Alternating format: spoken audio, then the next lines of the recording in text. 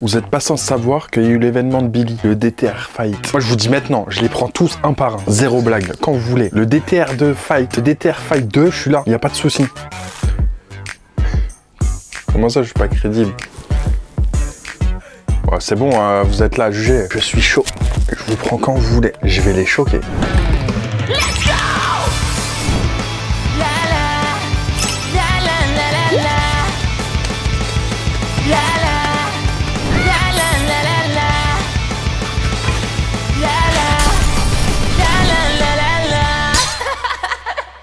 Wesh, bienvenue dans une toute nouvelle vidéo d'actualité. Aujourd'hui, on va parler de cet événement incroyable. Qu'est-ce qui s'est passé? Mais attendez, mais c'est fou ce qu'on vient de vivre. Faut savoir que Billy, il a organisé un événement de boxe. Plein d'influenceurs, c'est-à-dire des youtubeurs, des streamers et tout, qui se fight entre eux, qui vont faire des combats entre eux. C'est une trop bonne idée. Déjà, j'aimerais parler du tweet juste avant l'événement, le jour même. C'est pas Billy, il a mis ce tweet. Urgent qui a 2 places catégorie or à me dépanner s'il vous plaît. Bien placer les places. Mais frérot, c'est ton événement. Les places, c'est toi qui en as. Pourquoi tu demandes aux abonnés? Je trouve ça fou. Mais je crois que c'est une rêve par rapport à un autre truc qu'il a dû dire lors d'un autre événement ou Amine, je sais plus trop. Mais c'est toi qui as accès aux places. Normalement, c'est toi qui nous les donne. Et le combat que je voulais voir, franchement, c'était Catsup et Doom. Juste histoire de voir. Parce que c'était les 2 seules meufs de l'événement. Et franchement, agréablement surpris. Ils se sont... Au début, j'avais un peu peur parce qu'on connaît Internet, hein, tu vois, dès qu'il y a des meufs quelque part, ils se sentent obligés de les tacler. Et j'avais peur par rapport à ça. Je me dis, punaise, on va encore tomber dedans. Agréablement surpris, pas tant que ça, hein, voire même pas du tout. Hein. Au contraire, les gens étaient chauds et étaient justement agréablement surpris du niveau. Et c'est vraiment pas mal. Hein. J'aimerais aussi parler du combat de Massu parce que il a gagné. Voilà, je spoil. Hein. Grand gagnant, il est du coin bleu, c'est Massu!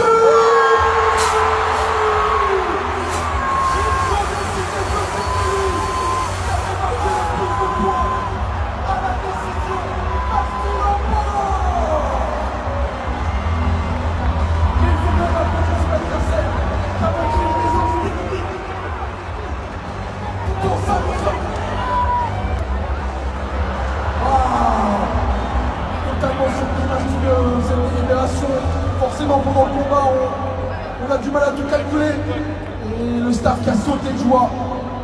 Quel combat, quel spectacle, quel chemin contre JC et tout, alors que JC disait ouais il avait fait des combats de clandestins, je sais pas quoi, dans un garage, il a perdu. Mais après quand tu vois le niveau de Massu...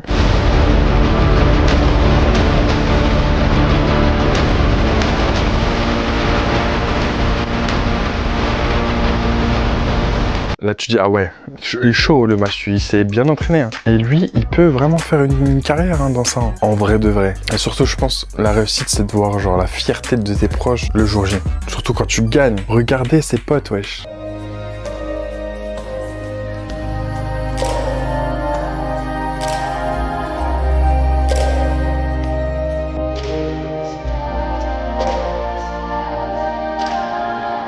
La vibes, elle est trop bien. Et maintenant, j'aimerais parler du combat de Billy, puisque c'était un combat vraiment très attendu. Billy contre Greg MMA. Enfin, il a choisi un mec qui fait du MMA. Bon, après, si tu vas me dire, c'est pas la même chose, là, c'est de la boxe. Mais quand même, tu vois. Et du coup, il nous a parlé, il nous a dit, ouais, que Billy s'était cassé le nez, que lui, il y a son biceps qui a sauté. Enfin, c'est une dinguerie. Je me suis blessé, tellement j'ai bourriné sur son visage.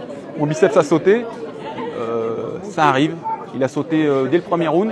Bon, j'ai continué, j'ai pas voulu abandonner. Mais lui, il a été un guerrier également. Son nez a cassé dès le premier round et il a continué et il m'a impressionné parce qu'il avait toujours le regard du tigre face à moi. Le mec il lâchait pas l'affaire, il reculait pas, donc il m'a beaucoup impressionné et je suis très fier de lui. Et ce qui a ému un peu tout le monde, enfin c'était surtout un moment triste, c'est que Billy il a commencé à faire son discours et tout et il pensait que justement que son père allait, je sais pas, être ému ou quoi que ce soit. Et au contraire son père il lui disait genre en mode fallait te mettre comme ça, fallait faire ça, fallait faire ci, tu vois, il était pas démonstratif dans ses émotions. C'est un Algérien. Les pères algériens c'est une dinguerie, hein. Jamais ils vont te dire je t'aime, mais ils te le disent via des trucs, soit des coups, soit ils t'achètent de la nourriture, jamais ils vont te le dire. Moi j'espère, de toute façon je compte ne pas être comme ça envers mes enfants. Je trouve c'est hyper important de leur dire, de leur montrer, parce que j'ai trop vu dans mon entourage, et même moi genre, ce que ça peut provoquer. Du coup non, pas la même éducation. Je suis désolé, hein. Je me désolidarise de ça. Hein. Jusqu'à son père, à la fin de l'événement, il est venu le frapper. C'est une dinguerie, là il aime trop. Ah ouais, Billy qui se fait fouiller par son daron. Je rigole, c'est une très ancienne vidéo. Mais ce qui est marrant, c'est que Amine nous a donné la raison pour laquelle il se fait fouetter. Mais la raison, elle est lunaire. Vous savez pourquoi son daron, il frappait Billy sur la vidéo? Et il m'a dit de pas le dire, je m'en bats les couilles, je vais le dire.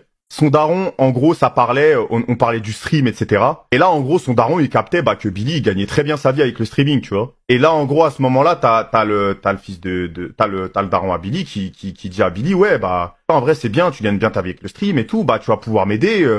En gros, il y a des travaux et tout à faire dans ma chambre, enfin, dans la chambre de ses darons.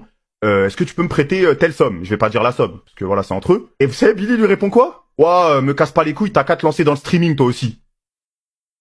Je sais pas comment il a osé, hein, mais il a eu du cran. Si, il y a eu un autre drama, genre en mode quand Prime il a gagné son... Oui, je spoil de fou. Il fallait regarder au bout d'un moment. Prime il a gagné son combat contre le Bouzeux et tout le monde applaudissait sauf Kameto. Je me dis, mais attends, mais... Wesh, qu'est-ce qui se passe entre les deux? La victoire, elle est pour lui.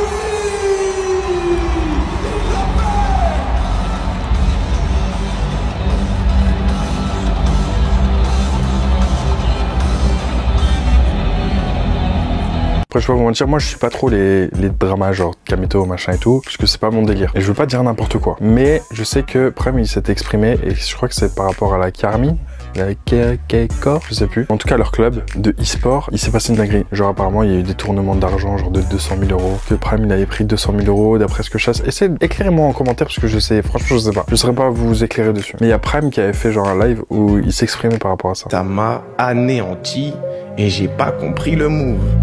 Tu vois, de Kamel dans son live. J'ai pas compris. Je l'ai pas compris, mais ça m'a fait super mal, tu vois. Il y a des gens qui me menacent, il y a des gens qui parlent et qui me font du chantage de ouais, on peut faire tout sortir, donc fais attention, personne va t'écouter. Eh vas-y, fais sortir. Moi, j'ai rien à me reprocher, j'ai tout fait le plus carré, tu vois. En aucun cas à cause de moi, mes clopes. Je vais acheter 700 000 euros de clopes. Ouais, je suis un bar tabac, je suis un fournisseur bar tabac, moi. Abuse. Mais c'est des grands hypocrites. C'est des grands hypocrites, tu vois, qui disent être contre le harcèlement. Je sais pas ce que je veux dire, tu sais, leur grande campagne contre le harcèlement, la bien-pensance, que c'est des gens... Est-ce que c'est des gens bien? C'est pas... Vous êtes des pas bons. Vous êtes des pas bons. Parce que moi, je vous le dis, je suis pas leur soirée pizza. Et maintenant, parlons du mec qui a changé, genre franchement l'événement, c'est lui qui l'a fait. Bon, c'est méchant de dire ça, mais à lui tout seul, non. Mais il a contribué à la hype, mais vraiment beaucoup. Parce que c'était le seul qui osait trash-talker, tu vois. Et justement, pas prendre ça, bon, au sérieux, oui, mais avoir ce truc genre en mode entertainment. Faut pas oublier, hein, c'est de l'entertainment. Le but, c'est aussi de faire des stats. Pour faire des stats, faut envoyer. Cette discipline, qu'est-ce qu'il fait? Moi, j'ai des nouveaux t-shirts à vendre, là. Qu'est-ce qu'il fait encore, là? Là. Oh là là. Broken bro. Tu veux? Hein? Non, pour vous, c'est pour vous. C'est toi. Oui. Venez. Il y avait toute une hype qui se créait autour de ces deux personnages. Franchement, c'était le combat attendu entre Brox et Elaine. Parce qu'il y a eu cette hype sur les réseaux et ils ont très bien compris, surtout Elaine, il a très bien compris comment ça fonctionne.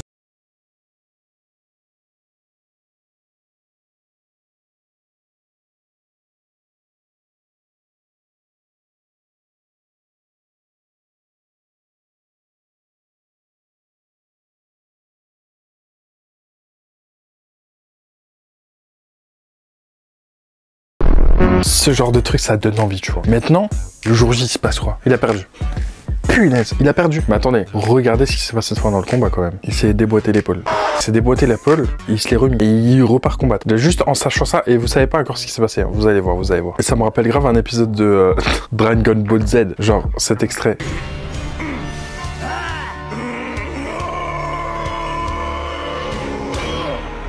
Zama, son bras, il a repoussé, c'est bon, je peux me rebattre. Et je pensais que j'étais le seul à être impressionné. Mais au final, sur la toile, tout le monde parlait que de ça. Oh les gars, il y a des gens qui dorment, alors que là, il y a eu cette scène. Non mais c'est trop. Il s'est déboîté l'épaule, regardez bien. C'est un baiser. Non. La vie méritait la victoire, frère, c'est trop. Donc les gars, on va faire court, parce que là, il y a encore les matchs qui s'enchaînent, là. Baylan, les gars, l'homme de la soirée, c'est pas possible de faire mieux qu'une performance, t'as peur. Le poteau, 2 fois de suite, il se fait déboîter l'épaule.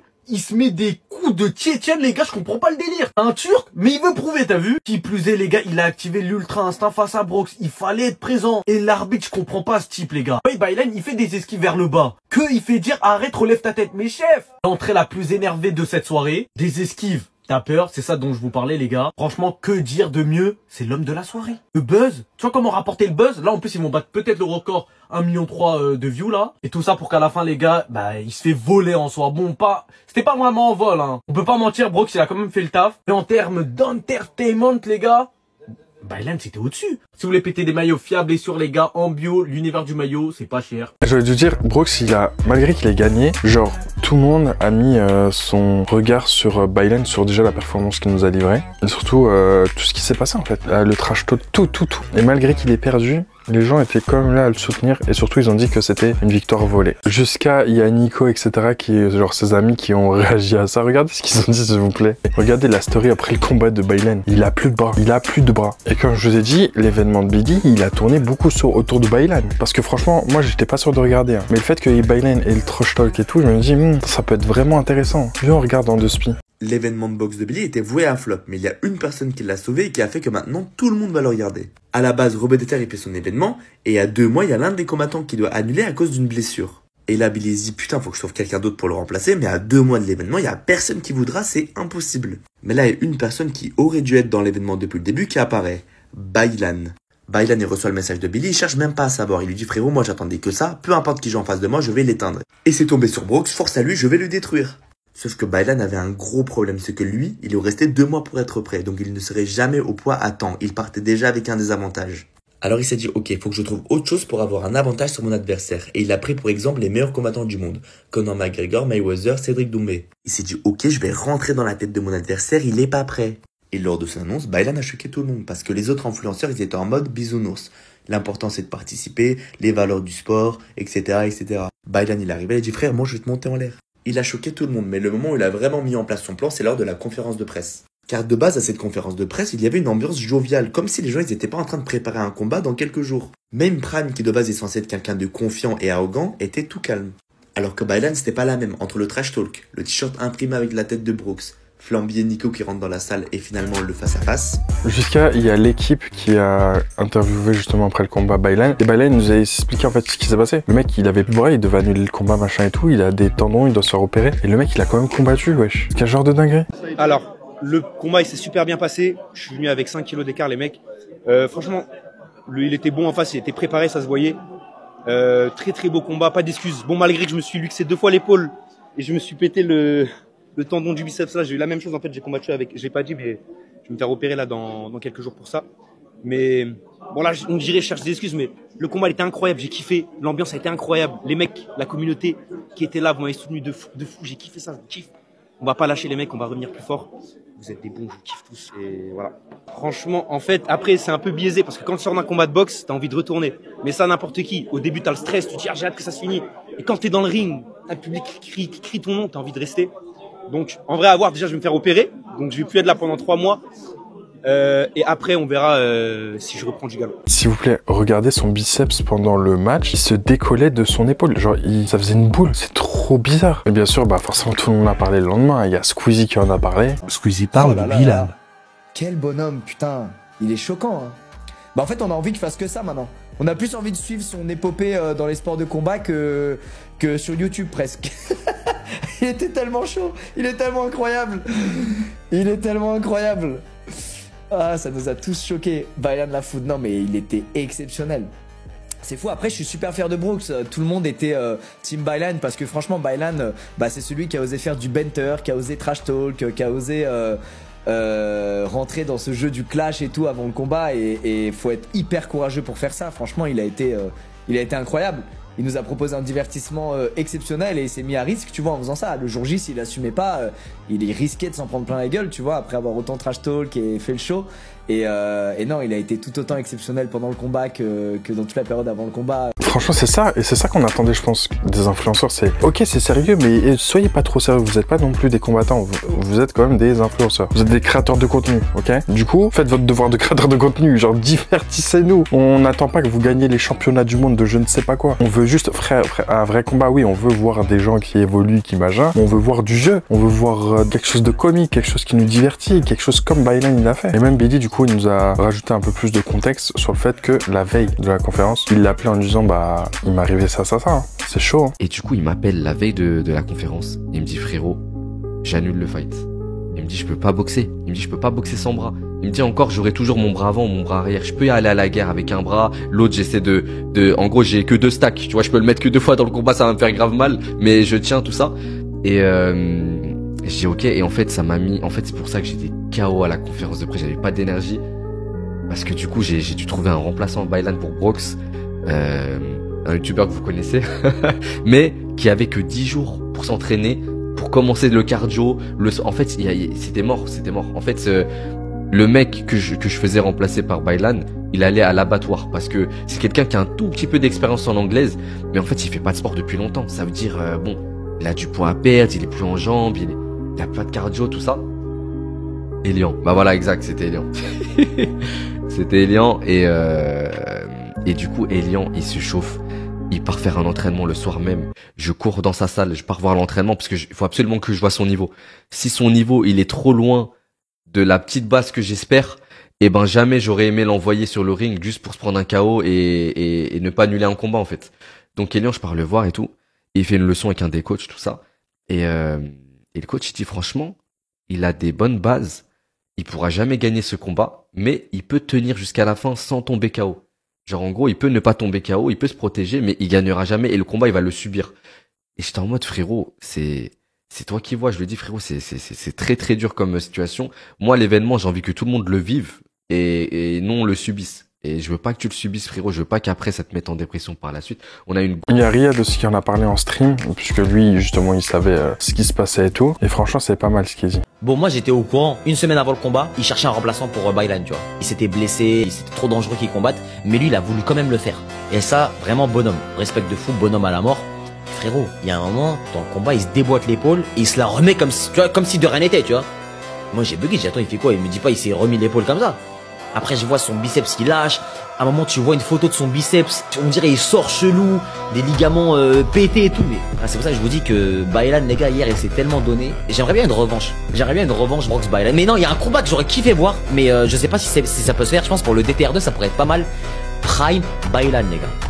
Genre le mec il se met en danger et il combat quand même. Genre moi je sais pas si j'aurais osé, parce que la santé prime avant tout. Mais lui c'était le divertissement prime avant tout, c'est fou. Du coup ouais, il y aura sûrement un Baylan Brox deuxième round, enfin deuxième combat. Et ça risque d'être excellent. Moi je veux le voir. Et peut-être il y aura moins, hein. Comment ça non? Tu penses qui choisir pour le DTR2? Les gars, j'ai lu un peu des pronos, des envies de combat sur Twitter. Il y a des fights excitants les gars. Mais déjà Baylan Brox, les gars, faut une revanche les gars. Faut une revanche. Il faut un Baylan full forme, full force et qui s'est rétabli, qui a fait sa chirurgie au niveau du bras et tout. Et Baylan il y est allé. Et en fait moi j'étais avec lui dans son vestiaire avant que ça commence et tout. Je lui disais frérot, t'es un guerrier, bonne chance. Je lui disais frère, t'as plus de bras. Les gars, bon je peux vous leak un truc. Samuel Etienne il veut boxer les gars.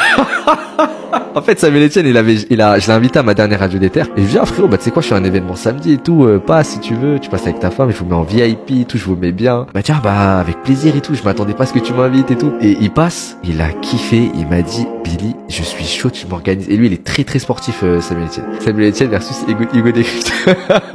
Samuel Etienne versus Ramus. Vous savez, je rêve d'une édition comme ça. Je rêve d'une édition comme ça, en mode vraiment du pur divertissement, mais il faudrait vraiment de la belle boxe. C'est tout ce que je demande, parce que c'est là où il y a les émotions. Bref, voilà, la vidéo est maintenant terminée. Dites-moi ce que vous en pensez sur le combat, etc. Si vous avez été déçu, si vous avez été genre pas déçu, n'hésitez pas à mettre un petit like, un petit commentaire. J'essaie de répondre à tous les commentaires. On se retrouve demain pour une prochaine vidéo. Et sur ce, claim to fame.